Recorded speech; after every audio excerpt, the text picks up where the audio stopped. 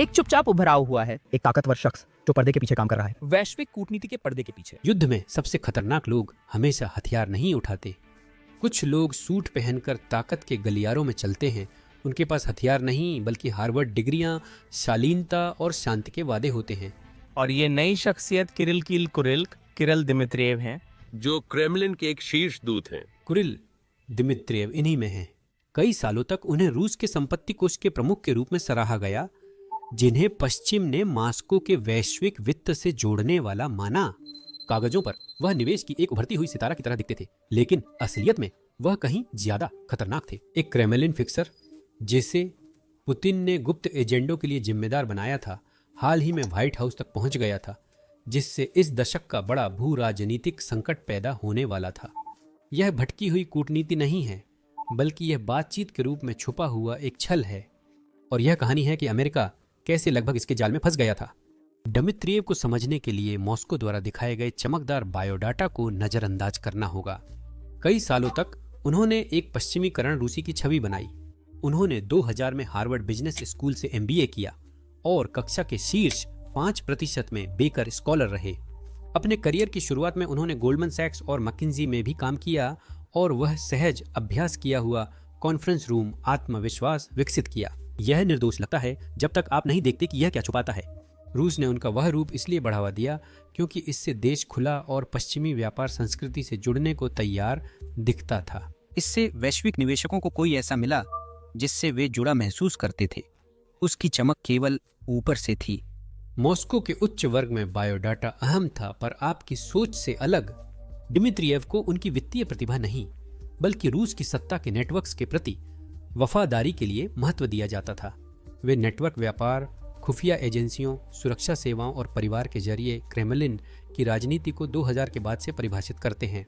Dmitriev विदेश में wall street की भाषा बोलते थे, लेकिन घर पर वे एक गुप्त प्रभावशाली एजेंट के रूप में काम करते थे, जिन पर उन जगहों पर मॉस्को के हितों का प्रतिनिधित्व करने का भरोसा किया जाता था जहां आधिकारिक राजनयिकों पर बहुत अधिक ध्यान जाता था। इस काम के लिए उनका असली मंच रशियन डायरेक्ट इन्वेस्टमेंट फंड था, जो रूस का डायरेक्ट इन्वेस्टमेंट फंड है। रशियन डायरेक्ट इन्वेस्टमेंट फंड सार्वजनिक रूप से एक संप्रभु संपत्ति कोष की तरह दिखता है, जिसे 2011 में निवेश आकर्षित करने के लिए स्थापित किया गया था। यह तटस्थ और वित्तीय रूप से केंद्रित दिखता था, लेकिन निजी तौर पर Russian direct investment fund Kremlin का प्रमुख उपकरण बन गया। इसने भू राजनीतिक लक्ष्य और व्यावसायिक साझेदारी को जोड़ा। इसने मॉस्को को ऐसा पैसा इस्तेमाल करके विदेशों में प्रभाव बनाने की अनुमति दी जो दिखने में गैर राजनीतिक था। हर सौदे की सतह के नीचे एक दूसरी परत होती थी। बाहर से तो यह एक वित्तीय समझौता लगता था, लेकिन अंदर एक राजनीतिक उद्देश्य छुपा होता था। अंदर ही अंदर यह दोहरी पहचान दिमित्रिएव का सबसे बड़ा हथियार बन गई थी। पश्चिमी प्रमाण पत्रों ने उन्हें सुरक्षित निवेशक टैग ने तटस्थ और शांत स्वभाव ने समझदार दिखाया। उस बाहरी रूप के पीछे एक ऐसा व्यक्ति था जो मॉस्को के हितों को अच्छी तरह आगे बढ़ाना जानता था। पुतिन ने उन्हें इसीलिए नहीं चुना क्योंकि वह प्रतिभाशाली थे, बल्कि इसीलिए चुना क्योंकि वह वफादार, गोपनीय और पश्चिमी ताकत की भाषा में निपुण थे। दिलचस्प है कि पुतिन के करीबी बनने में उनकी तरक्की अर्थशास्त्र नहीं, रिश्तों से हुई थी। उनका सबसे महत्वपूर्ण विवाह था। 2011 में उन्होंने टीवी प्रस्तोता नतालिया पोपावा से मॉस्को में शादी की, जो पुतिन की बेटी कतेरीना तिखोनोवा की करीबी दोस्त और साझेदार थीं। ऐसी नज़दीकी किसी भी डिग्री से कीमती है। ये वो दरवाजे खोलती है जो सिर्फ प्रतिभा से नहीं खुलते। इस संबंध ने उन्हें एक भरोसेमंद घेरे में लाया जब रूस निजी चैनलों से विदेशी प्रभाव बढ़ा रहा था। RDIF और उच्च वर्ग के नेटवर्क के कारण दिमित्रिएव सिर्फ बैंकर नहीं रहे, वे मॉस्को के राजनीतिक प्रभाव के विक्रेता बन गए, जो निवेश की भाषा में लिपटा था। उन्होंने मध्य पूर्व की यात्रा कर सऊदी अरब व UAE से सौदे किए। उन्होंने चीन में दरवाजे खोले और यूरोप, अफ्रीका और दक्षिण पूर्व एशिया के मंचों पर दिखाई दिए, जहां उन्होंने ऐसे साझेदारी प्रस्तावित किए जो पूरी तरह से व्यावसायिक लगते थे। हर किसी ने रूस को फायदा पहुंचाया और मॉस्को ने बाद में इन संबंधों का उपयोग किया। दिमित्रिएव सिर्फ एक पिच डेक लेकर यात्रा नहीं करते थे, वे अपने कैरी ऑनन में मॉस्को की पूरी प्रतिबंधों से बचाव की योजना लेकर चलते थे। पश्चिमी बैंकों के दरवाजे बंद होने के बाद RDIF ने चुपचाप पूर्व और दक्षिण में समझौते किए। इससे रूस की युद्ध मशीन को बहुत पहले ही जीवन मिलता रहा, जब पहली टैंक ने कीव की ओर बढ़ना भी शुरू नहीं किया था। सिर्फ 2015 में ही उन्होंने चीन की सरकारी कंपनी CNPC के साथ $1 अरब का संयुक्त फंड बनाया और उसके बाद साइनोपेक के साथ 2 अरब डॉलर की पाइपलाइन का सौदा किया। 2020 में रूस चीन निवेश फंड ने ऊर्जा, तकनीक और लॉजिस्टिक्स में 6 अरब डॉलर से ज्यादा निवेश किया, जो डॉलर और यूरोप को जानबूझकर नजरअंदाज करता था। सौदों से मिले रूबल सीधे उन भंडारों में गए जिन्हें 2022 में यूक्रेन सीमा पर सैन्य जमावड़े में इस्तेमाल किया गया। वही पैसा जिससे साइबेरिया में तेल क्षेत्र खरीदे गए, उसी से खार्कीव में गिरने वाली मिसाइलों का भुगतान भी हुआ। यह कोई संयोग नहीं है, यह रणनीति है। बिजनेस सूट पहनकर उन्होंने वही खेल खेला खाड़ी देशों में। सऊदी अरब के पब्लिक इन्वेस्टमेंट फंड ने 2015 से आरडीआईएफ को 10 अरब डॉलर की प्रतिबद्धताएं दी, जो पैसा पेट्रो डॉलर रिसाइकलिंग जैसा दिखता था, लेकिन चुपचाप पश्चिमी प्रतिबंधों से होने वाले नुकसान की भरपाई कर रहा था। यूएई ने ऊर्जा और बुनियादी ढांचे में 7 अरब डॉलर और दिए। जब यूरोप ने रूसी तेल निर्यात रोकने की कोशिश की, खाड़ी और एशियाई जीवन रेखा पहले ही तय हो चुकी थी, जिससे मास्को एक अलग थलग देश से बदलकर ऐसा केंद्र बन गया जो कैप और सीलिंग्स पर हंस सकता था। नक्शा देखे, पैटर्न साफ दिखता है। रियाद और बीजिंग में डील्स ने सिर्फ आरडीआईएफ की बैलेंस शीट नहीं बढ़ाई, बल्कि वैश्विक ऊर्जा मानचित्र रूस के पक्ष में बदल दिया। यूक्रेन पश्चिमी मोर्चा बन गया, जिसमें एशिया और मध्य पूर्व भी शामिल हैं। जब खरीदार और निवेशक पश्चिमी पहुंच से बाहर मजबूत मुद्रा जमा करते हैं, फिर यूरोप में हथौड़ा चलाते हैं, क्योंकि आर्थिक प्रतिक्रिया उतनी नुकसानदेह नहीं होगी। दिमित्रियेव सिर्फ स्प्रेडशीट में रिटर्न्स के पीछे नहीं थे, वह वित्तीय पुल बना रहे थे जिससे रूस का क्षेत्रीय आक्रमण वैश्विक टकराव बन गया, वह भी अर्थव्यवस्था को बिना नुकसान पहुंचाए। 6 महीनों में, जैसा वॉशिंगटन में सब उम्मीद कर रहे थे। यही बात ज्यादातर लोग मिस करते हैं जब वे उन्हें दावोस में मुस्कुराते देखते हैं। बीजिंग और अबू धाबी में हाथ मिलाना साइड बिजनेस नहीं, बल्कि रूस के 2022 के युद्ध पर एडवांस पेमेंट था। सालों पहले एक आदमी ने एडवांस में भुगतान किया, जिसे कभी यूनिफॉर्म नहीं पहननी पड़ी। उसने क्रेमलिन को वही दिया जो चाहिए था। वह शांत बैक चैनलों में काम करता था, जहां कोई राजनयिक नहीं था। 2016 में ओबामा से ट्रंप को सत्ता हस्तांतरण हो रहा था। दिमित्रियेव ने सेशेल्स में गुप्त बैठकों में हिस्सा लिया, जहां एरिक प्रिंस मास्को और अमेरिकी सरकार के बीच निजी चैनल के प्रतिनिधि थे। उसने जॉर्ज नादर जैसे अमेरिकी मध्यस्थों के साथ संवाद किया और उसका नाम जांचों, सीनेट रिपोर्टों और खुफिया आकलनों में सामने आया। वह क्रेमलिन और ट्रंप टीम के बीच अनौपचारिक पुलों में से एक बन गया, जब आधिकारिक संपर्क राजनीतिक रूप से विस्फोटक था। इस बिंदु पर मुझे यकीन है कि आप समझ सकते हैं कि यह किसी निर्दोष निवेशक का करियर नहीं है, यह किसी ऐसे व्यक्ति का करियर है जिस पर भरोसा किया जाता है। उच्च दाम क्षेत्रों में सावधानी से बिना निशान आगे बढ़ना, उस पृष्ठभूमि के कारण उनकी कहानी का अगला हिस्सा और भी ज्यादा गंभीर हो जाता है। फरवरी 2022 में रूसी टैंकों के यूक्रेन में घुसने से पहले ही दिमित्रियेव और उनका नेटवर्क यूक्रेन को नुकसान पहुंचाने की योजनाओं में शामिल थे। चुपचाप दिमित्रियेव के एक निष्पक्ष व्यवसायी होने का मिथक टूट जाता है जब आप देखते हैं कि 2010 के दशक में वे और उनका करीबी समूह यूक्रेन में क्या कर रहे थे। कीव में रियल एस्टेट योजनाओं को ही ले लीजिए। 2010 के दशक के मध्य में हुई जांचों ने संदिग्ध अधिग्रहणों और स्वामित्व संरचनाओं का खुलासा किया, जो रूसी संबंधित वित्त से जुड़े थे। शेल कंपनियों ने स्वामित्व छुपाया क्योंकि संपत्तियां ऑफशोर फ्रंट फर्मों से खरीदी गई थीं। झूठे मूल्यांकन सामने आए, आम यूक्रेनियन विस्थापित हुए और निवेशकों को गुमराह किया गया। उदाहरण के लिए ओलंपिक पार्क की विफलता को ही ले लीजिए। दिमित्रियेव ने 2008 में 30% हिस्सेदारी ली थी और निवेशकों का पैसा उन भूतिया घरों के लिए रखा, जिससे 200 से ज्यादा परिवार परेशानी में आ गए। उसके बाद वह मास्को के आरडीआईएफ के सिंहासन पर बैठा। ये अलग थलग गलतियां नहीं थीं, बल्कि ये उस व्यापक आर्थिक घुसपैठ का हिस्सा थीं जिसका इस्तेमाल रूस ने यानुकोविच के दौर में किया था। 2014 में पतन के बाद दिमित्रियेव का हाथ हमेशा सीधा नहीं रहा, लेकिन उसका नेटवर्क बार बार नजर आया। लक्ष्य स्पष्ट था, रणनीतिक संपत्तियां हासिल करना, स्रोत छुपाना और मुनाफा मॉस्को से जुड़े सर्किलों में लौटाना। इन ऑपरेशनों ने यूक्रेन को लूटने लायक जमीन समझा, न कि एक संप्रभु देश जिसके नागरिक पारदर्शिता चाहते हैं। बाद में जब दिमित्रियेव ने खुद को शांति वार्ताकार बताया, तो यह विरोधाभास अनदेखा नहीं किया जा सकता था। जो व्यक्ति यूक्रेन के भविष्य पर प्रस्ताव लिखने में मदद कर रहा था, उसने वर्षों तक उससे लाभ निकालने में मदद की थी। रियल एस्टेट इसके वित्तीय गतिविधियों का केवल एक भाग था। संदेहास्पद संकेत रूस के आक्रमण से पहले ही पश्चिमी रिपोर्टों में आ गए थे। 2014 में क्रीमिया कब्जे के बाद रूस पर प्रतिबंध लगने पर आरडीआईएफ ने पश्चिमी निगरानी से बचने के लिए वैकल्पिक चैनल बनाने की लगातार कोशिश की। शोधकर्ताओं और पत्रकारों ने संदिग्ध ट्रांसफर, रिकॉर्ड से बाहर लेन देन और राजनीतिक साझेदारियों की ओर इशारा किया, जिन्हें व्यावसायिक निवेश बताया गया।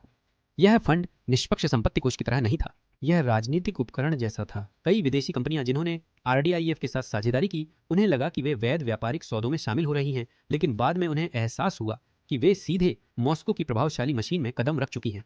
पश्चिमी खुफिया एजेंसियों ने इस पर ध्यान दिया। 2010 के दशक के अंत तक दिमित्रिएव विदेशी रूसी प्रभाव पर नजर रखने वाले विश्लेषकों की प्रोफाइलों में दिखने लगे। उन्होंने उन्हें ऐसा व्यक्ति माना जो व्यापार, कूटनीति और गुप्त राजनीति की सीमाएं मिलाता था।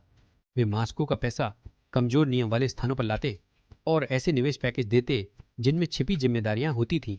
उन्होंने उन देशों में प्रभाव बनाया जो रूस की भागीदारी की राजनीतिक कीमत नहीं समझते थे।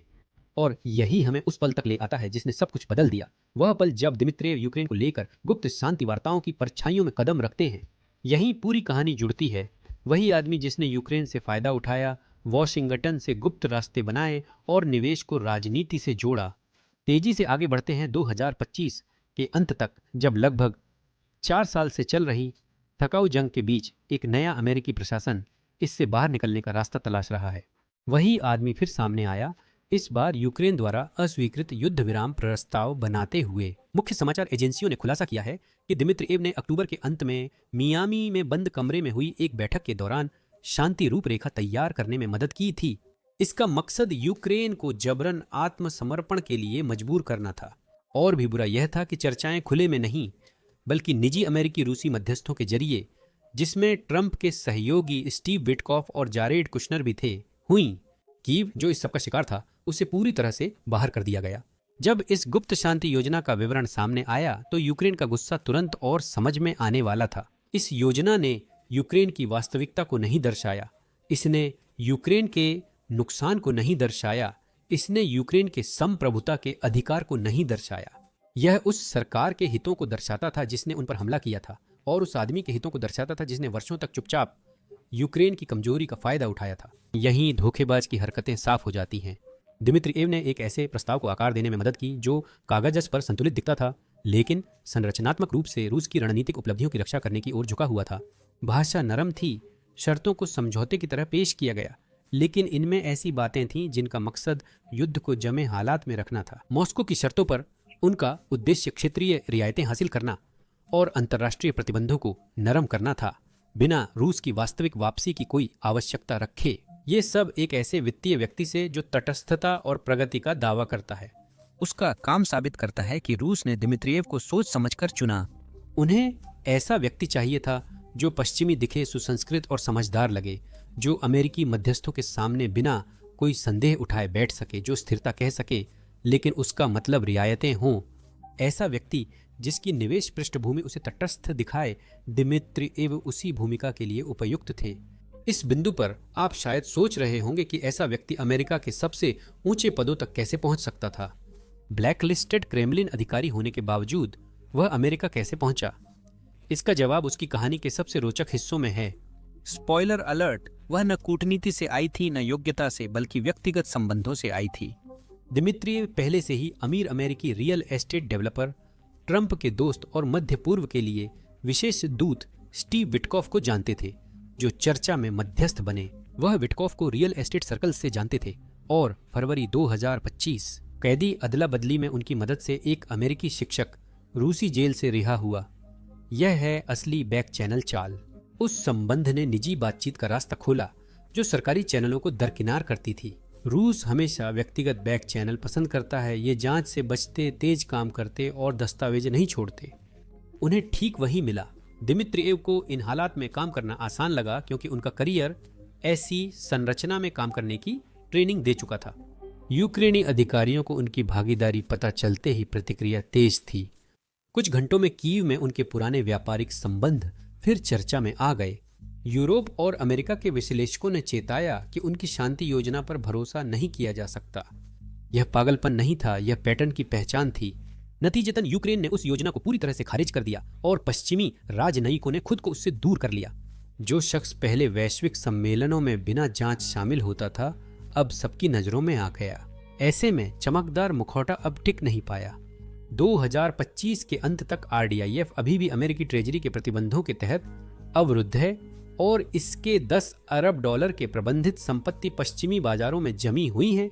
इस कदम से 2022 से विदेशी सहनिवेश 90% से ज्यादा कम हो गए हैं। दिमित्रियेव खुद अभी भी अमेरिका, यूरोपीय संघ, यूके और कनाडा द्वारा प्रतिबंधित हैं और इसी महीने यूक्रेन ने उन्हें देश के खिलाफ अपराधों के लिए अपनी सूची में शामिल कर लिया है। वहां उनकी संपत्तियों को भी जब्त कर लिया गया है। यह सबसे बड़ा अस्वीकार है।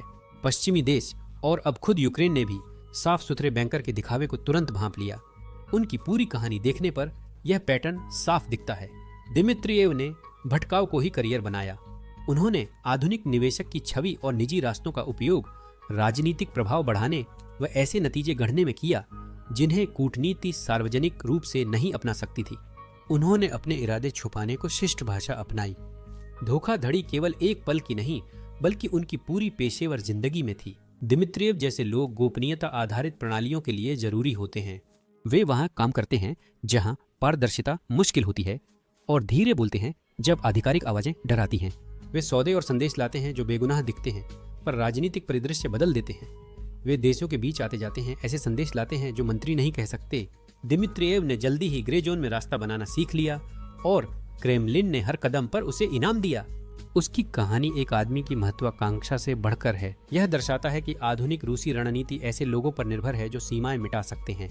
क्रेमलिन कूटनीति खुफिया, वित्त और प्रभाव को मिलाता है। जब तक कोई नहीं बता सकता कि कहां एक खत्म होता है और अगला शुरू। यह ऐसे ऑपरेटरों का उपयोग करता है जो दिखने में गैर राजनीतिक हैं पर व्यवहार में राजनीतिक उपकरण की तरह काम करते हैं।